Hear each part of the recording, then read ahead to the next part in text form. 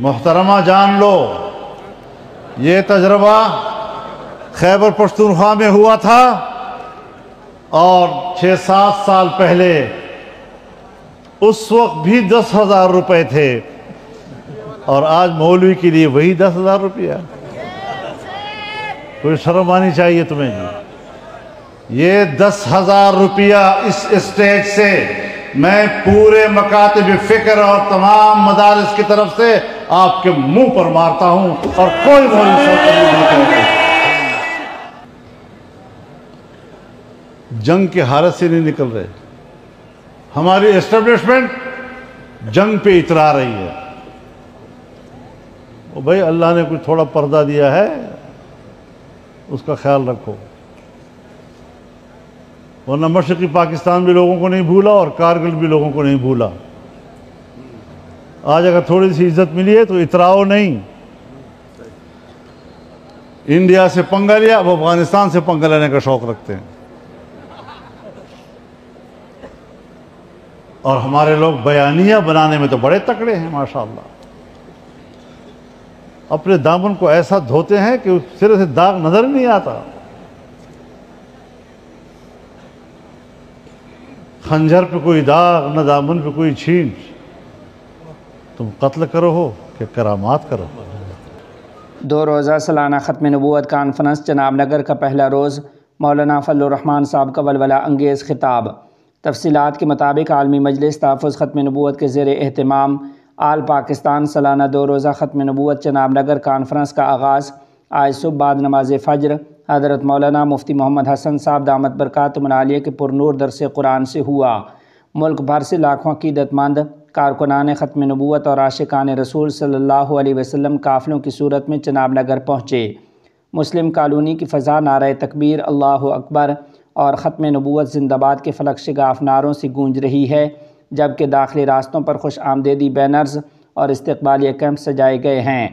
عالمی مجلس تحفظ ختم نبوت کے مرکزی رہنماؤں مولانا عزیز الرحمان جلندری، مولانا اللہ وسایہ، مولانا محمد اسماعیل شجاع آبادی، مولانا قاضی احسان احمد، مولانا عزیز الرحمان ثانی، مفتی محمد راشد مدنی، مولانا عبدالحکیم نعمانی، مولانا محمد انس اور مولانا توصیف احمد نے انتظامی تفصیلات بتاتے ہوئے کہا کہ شرکائے کانفرنس کے لیے free dispensary, rescue 1122، control room, medical camp, شکایات سیل، ٹریفک پلان، قیام و طعام، انفارمیشن و media desk, news room, security camp, food and water supply سمیت درجنوں سہولیات فراہم کی گئی ہیں۔ دن بھر مختلف علماء کرام کے بیانات کا سلسلہ جاری رہا، جو رات گئے تک بھی جاری رہنے کا امکان ہے۔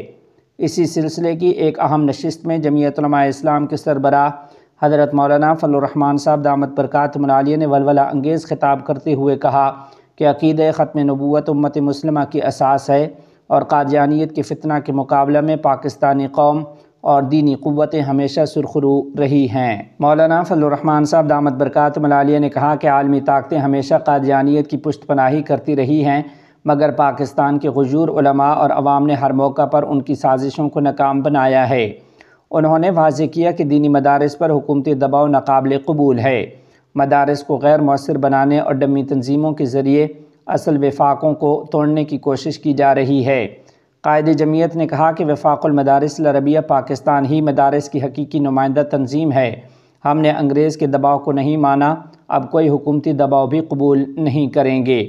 انہوں نے حکومت کی طرف سے ائمہ اور خطباء کو مالی مراعات کے ذریعے متاثر کرنے کی کوششوں کو شدید الفاظ میں مسترد کرتے ہوئے کہا کہ ہماری پہچان خودداری ہے، نہ ہم بکے ہیں نہ بکیں گے۔ ہمیں کچھ خیر کی توقع تھی کہ شاید پی ڈی ایم کی تحریک سے وابستہ مسلم لیگ نون کچھ تو عقل سے کام لے گی۔ آج انہیں ہمارے مساجد کے ائمہ کو 10,000 روپے سے خریدنے کی کوشش کر رہی ہے۔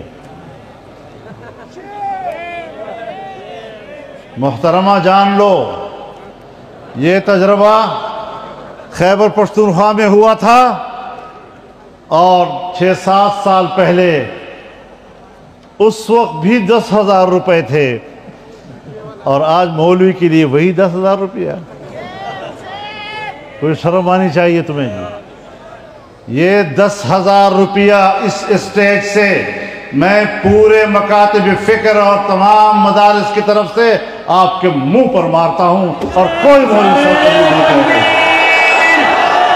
تاج و تخت ختم نبوت قائد ملت اسلامیہ نعرہ تکبیر.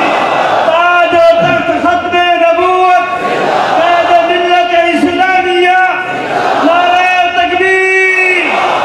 ہمارا مدرسہ ہو، ہمارے مدرسے کا استاد ہو، ہمارے مدرسے کا محتمم ہو، ہمارے مدرسے کا طالب علم ہو، ہماری مسجد ہو، مسجد کا خطیب ہو، مسجد کا امام ہو، یہ دنیا میں اس اپنی پہچان رکھتا ہے اور خودداری اس کا پہچان ہے. ہماری پہچان یہ ہے کہ ہم نے اس نظام کو اور اس تحریک کو جاری رکھا ہے تو سرکار کی مداخلت اور اس کے پیسے کے بغیر جاری رکھا ہے. اور ہم واضح طور پر اعلان کرنا چاہتے ہیں، واضح طور پر اعلان کرنا چاہتے ہیں کہ دینی مدارس میں آپ کی مداخلت کو قبول نہیں کیا جائے گا. تم نے تو تاریخ میں دینی علوم کو ذبح کیا ہے.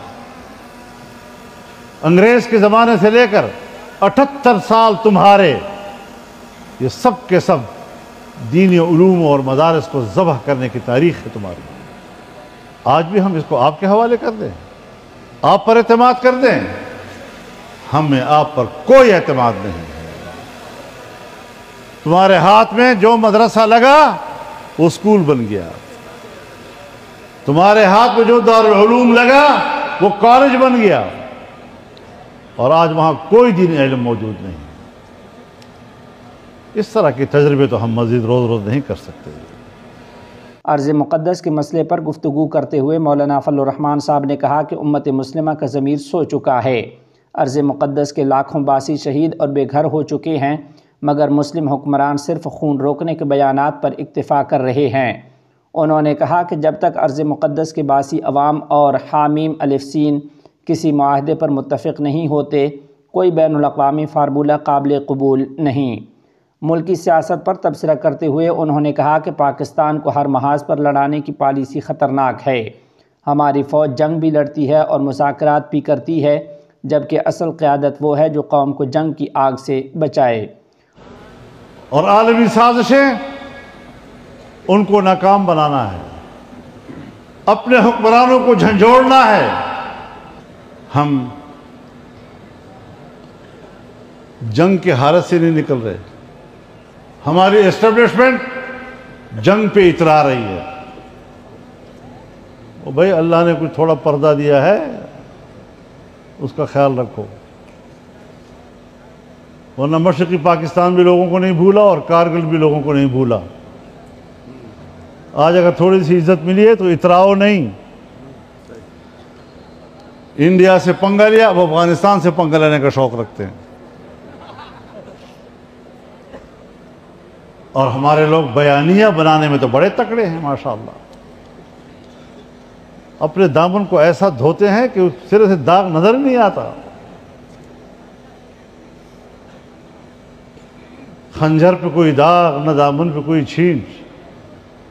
تم قتل کرو ہو کہ کرامات کرو، جنگیں نہ لڑا کرو. مصیبت یہ ہے کہ ہماری فوج جنگ بھی لڑتی ہے اور ہماری فوج مذاکرات بھی کرتی ہے. لڑنے والا مذاکرات نہیں کر سکتا، مذاکرات والا لڑنا نہیں کر سکتا. بھئی یہ کام ہمارے حوالے کرو. ہم پہلے بھی کامیاب ہوئے ہیں، ہم اب بھی کامیاب ہوں گے انشاءاللہ. لیکن پاکستان کو ہر طرف سے مت لڑاؤ.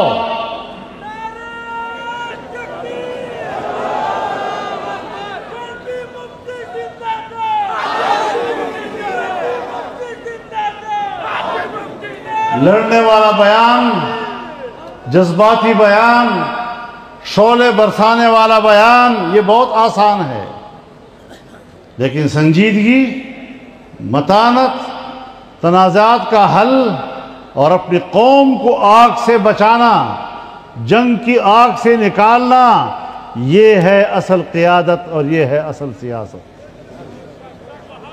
अगर आपको सियासत करना नहीं आता तो फिर सियासत हमारे हवाले करो, इंशाअल्लाह खैर खैरियत हो जाएगी। उन्होंने जमीयत उलमा इस्लाम को मुल्क की सबसे मुनज़्ज़म और पुरअमन सियासी क़ुव्वत करार देते हुए कहा कि हमने हमेशा कानून, हिकमत और सब्र के साथ जिद्दोजहद की है।